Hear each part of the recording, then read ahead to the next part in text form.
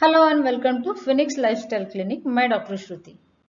हमारे आसपास बहुत सारे लोग ऐसे हैं जिन्हें सिर्फ डायबिटीज नहीं है, बल्कि डायबिटीज के साथ ही साथ उनका ब्लड प्रेशर भी हाई रहता है, कोलेस्ट्रॉल भी ज़्यादा रहता है और उनका वजन भी ज़्यादा रहता है। तो ऐसे पेशेंट्स में ये सारे डिसीजेस को कलेक्टिवली हम कहते हैं मेटाबॉलिक सिंड्रोम। अब ये मेटाबॉलिक सिंड्रोम यानी क्या? मेटाबॉलिक सिंड्रोम ये एक ग्रुप ऑफ डिसऑर्डर्स है जिसमें पेशेंट ओवरवेट या ओबेज रहता है, यानी जिसका body mass index more than 23 रहता है, जिनका blood pressure more than 130/85 millimetre of mercury रहता है, जिनका ट्राइग्लिसराइड ज़्यादा रहता है यानी मोर देन 150 मिलीग्राम्स पर डेसीलीटर, और जिनका HDL यानी गुड कोलेस्ट्रॉल कम रहता है which is less than 40 milligrams पर डेसीलीटर। और ऐसे लोग जिनका ब्लड शुगर लेवल, खासकर फास्टिंग ब्लड शुगर लेवल ज़्यादा यानी मोर देन 100 मिलीग्राम्स पर डेसीलीटर रहता है, ऐसे लोगों को कलेक्टिवली हम मेटाबॉलिक सिंड्रोम ऐसा कहते हैं। अब ये मेटाबॉलिक सिंड्रोम होता क्यों है? इसके नाम में ही इसका रीजन छुपा हुआ है। Metabolic syndrome is a syndrome जो कि डिस्टर्बेंसेस इन कार्बोहाइड्रेट, फैट और प्रोटीन मेटाबॉलिज्म के कारण होता है। ये मेटाबॉलिज्म डिस्टर्बेंस के कारण सेंट्रल ओबेसिटी बढ़ती है और which leads to insulin resistance, और इस इंसुलिन रेजिस्टेंस के कारण शुगर बढ़ने लगती है, ब्लड प्रेशर बढ़ने लगता है, कोलेस्ट्रॉल का असंतुलन होने लगता है और वजन भी बढ़ने लगता है। अब हमें कैसे पता चलेगा कि हमें सेंट्रल ओबेसिटी है? इसके लिए आपको 1 सेंटीमीटर टेप लेनी है और उससे नाभि के लेवल पे कमर का मेजरमेंट लेना है। मेल कैंडिडेट्स में if it is more than 102 centimetre and female candidates में if it is more than 88 centimetre, यानी इसका मतलब है कि आपको सेंट्रल ओबेसिटी यानी बेली फैट है। Now let's see what are the reasons for central obesity. Central obesity के जो कारण है उन्हें ब्रॉडली 2 क्लासिफिकेशन में डिवाइड किया गया है। एक है मॉडिफाइबल यानी जिन्हें हम बदल सकते हैं, उसमें आता है overeating, lack of exercise या फिर sedentary lifestyle, stress, lack of sleep, hormonal imbalance and addiction. और कुछ रीजंस है नॉन मॉडिफाइबल यानी जिन्हें बदला नहीं जा सकता। इनमें आता है एजिंग, इंसान की उम्र जैसे बढ़ती जाती है वैसे उसका सेंट्रल ओबेसिटी का खतरा भी बढ़ते जाता है। और second non modifiable reason is genetics. कुछ फैमिलीज ऐसी है जिनमें पीढ़ी दर पीढ़ी कुछ सेंट्रल ओबेसिटी के जीन्स ट्रांसमिट होते गए हैं। ऐसे लोगों में भी सेंट्रल ओबेसिटी का और इंसुलिन रेजिस्टेंस का खतरा बरकरार रहता है। अब मॉडिफाइबल रीजंस में सबसे पहले आता है ओवर ईटिंग। ओवर ईटिंग यानी high carb diet, high calorie diet जैसे कि junk food, fast food, fried food, sweets, desserts, bakery items और शुगर स्वीटन ड्रिंक्स, ये सारे हाई कैलोरी डाइट के कारण भी सेंट्रल ओबेसिटी होती है और इंसुलिन रेजिस्टेंस आता है। इसी के साथ में लो फाइबर डाइट और लो प्रोटीन डाइट के कारण भी सेंट्रल ओबेसिटी देखी गई है। दूसरा मॉडिफाइबल रिस्क फैक्टर है लैक ऑफ एक्सरसाइज और सेडेंट्री लाइफस्टाइल। अब हमें कैसे पता चलेगा कि हमारी लाइफस्टाइल सेडेंट्री है या नहीं? आपको अपने मोबाइल में कोई भी एक ऐप डाउनलोड करना है जिससे आप डेली कितने कदम चलते हैं उसका काउंटिंग आ जाए। अगर आप रोजाना 4000 स्टेप से कम स्टेप चल रहे हैं, यानी इसका मतलब है आपकी लाइफ सेडेंट्री है यानी गतिहीन है। इसी के साथ कुछ लोग रहते हैं जिनका सिटिंग जॉब रहता है। Sitting job for more than 8 to 12 hours again makes your life sedentary.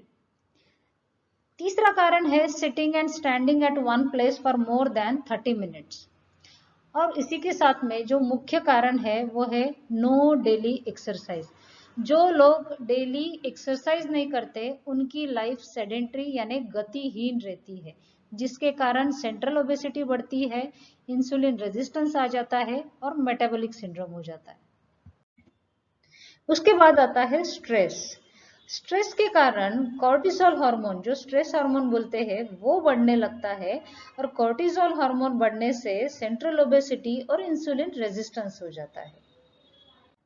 अगला मॉडिफाइबल रिस्क फैक्टर है लैक ऑफ प्रॉपर स्लीप। कुछ लोग होते हैं जिनकी नींद अच्छी तरीके से नहीं हो पाती।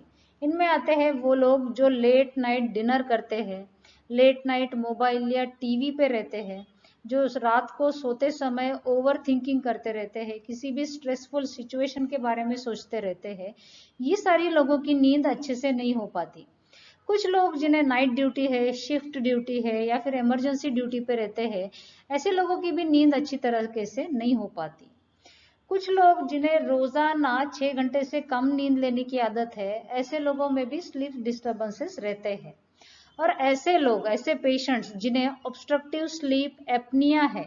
ऑब्स्ट्रक्टिव स्लीप एपनिया ये एक मेडिकल कंडीशन है जिसमें पेशेंट खर्राटे लेते समय अपनी सांस कुछ सेकंड्स के लिए रोक देता है, जिसके कारण शरीर में ऑक्सीजन की कमी होने लगती है। ऐसे कंडीशन वाले पेशेंट्स की भी नींद प्रॉपरली नहीं होती। इसके कारण भी उनका कॉर्टिसोल हार्मोन यानी स्ट्रेस हार्मोन बढ़ जाता है, जिसके कारण सेंट्रल ओबेसिटी और इंसुलिन रेजिस्टेंस आ जाता है। अब हम देखेंगे हार्मोनल इम्बैलेंस। हार्मोनल इम्बैलेंस के कुछ नेचुरल कॉजेज भी है, जैसे कि puberty, menses, pregnancy, child birth, breast feeding या फिर मेनोपॉज। उसी के साथ poor diet, hormonal replacement therapy या फिर birth control pills for long term, abortion, early menopause, chronic stress, misuse of steroid medications, उसी के साथ में exposure to toxins, pollutants, pesticide exposure, radiation exposure, इन सब के कारण भी हार्मोनल इम्बैलेंस होता है। इसी के साथ कुछ मेडिकल कंडीशंस है, जैसे कि हाइपोगोनाडिज्म, हाइपोथायराइडिज्म, हाइपोपिट्यूटरिज्म या फिर गोनाडल कैंसर्स यानी टेस्टिस या ओवरी का कैंसर, और कुछ जेनेटिक डिसऑर्डर्स लाइक क्लाइनफिल्टर सिंड्रोम। इन सब कंडीशंस में भी हार्मोनल इम्बैलेंस दिखाई देता है, जिसके कारण सेंट्रल ओबेसिटी बढ़ती है और इंसुलिन रेजिस्टेंस आ जाता है। उसके बाद का रीजन है एडिक्शन। एडिक्शन यानी स्मोकिंग, अल्कोहलिज्म, ड्रग एडिक्शन, इनके कारण शरीर का स्ट्रेस बढ़ता है, शरीर में इन्फ्लेमेशन होता है और फ्री रेडिकल्स जमा होने लगते हैं, जिनके कारण एथेरोजेनेसिस यानी ब्लड वेसल्स में ब्लॉकेज का खतरा बढ़ जाता है। इन सब रीजन से भी सेंट्रल ओबेसिटी होती है और इंसुलिन रेजिस्टेंस होता है। मेटाबॉलिक सिंड्रोम के दो ट्रीटमेंट मोडेलिटीज है। उनमें पहले आता है लाइफस्टाइल मॉडिफिकेशंस और दूसरा है मेडिसिन्स प्रॉपर। अब हम देखेंगे लाइफस्टाइल मॉडिफिकेशंस। मेटाबॉलिक सिंड्रोम में लाइफस्टाइल मॉडिफिकेशंस का पूरा फोकस रहता है on reducing your belly fat. Belly fat ही कम हो गया तो इंसुलिन रेजिस्टेंस भी ऑटोमेटिकली कम हो जाता है। तो बेली फैट कम करने के लिए you should stop overeating, exercise at least 5 to 6 days a week, जो कि moderate intensity exercise for at least 20 minute रहनी चाहिए।